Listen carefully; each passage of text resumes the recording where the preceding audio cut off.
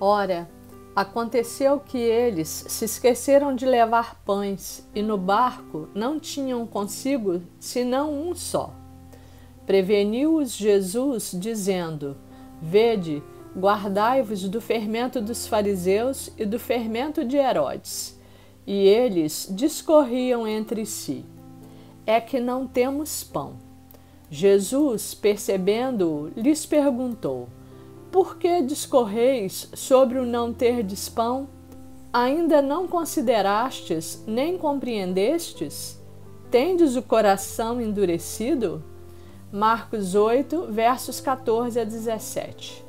Jesus tinha acabado de multiplicar 7 pães e alimentado mais de 5.000 pessoas, afora mulheres e crianças.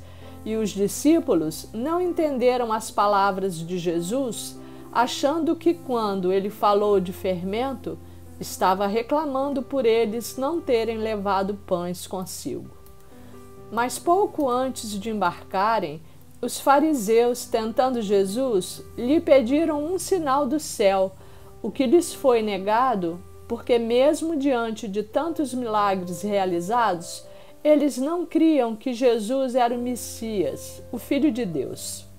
Jesus, percebendo a confusão dos discípulos e vendo que eles achavam que estava falando de pão, chamou-lhes a atenção, dizendo que tinham o coração duro e lhes perguntando se não tinham olhos e ouvidos, pois não era de pão que ele estava falando. Até porque, se precisasse, ele mesmo faria surgir pães ou os multiplicaria, relembrando-lhes as 2 vezes em que realizou esse milagre, tendo alimentado milhares de pessoas e ainda sobrado 12 cestos de pães. Jesus os estava alertando contra a filosofia dos fariseus, contra o modo de ser que eles desenvolveram. Eram exímios cumpridores da lei e exigiam isso de todos, mas tudo o que eles faziam era da boca para fora, para mostrar aos outros que eram santos, bons e justos, sendo que seus corações eram duros e eles eram maledicentes, julgadores e maus. E quando Jesus preveniu os discípulos para se guardarem do fermento dos fariseus e do fermento de Herodes, estava lhes dizendo para não se deixarem seduzir e virem a seguir o exemplo deles.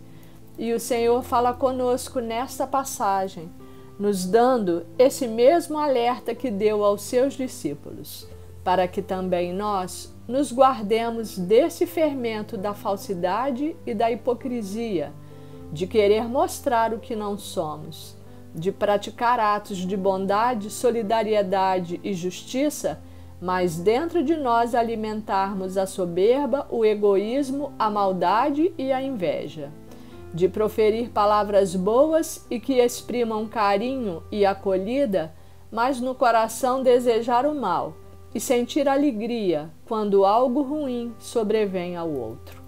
Eu agradeço ao Espírito Santo por essa palavra de ensinamento, por esse alerta que vem da boca do próprio Cristo.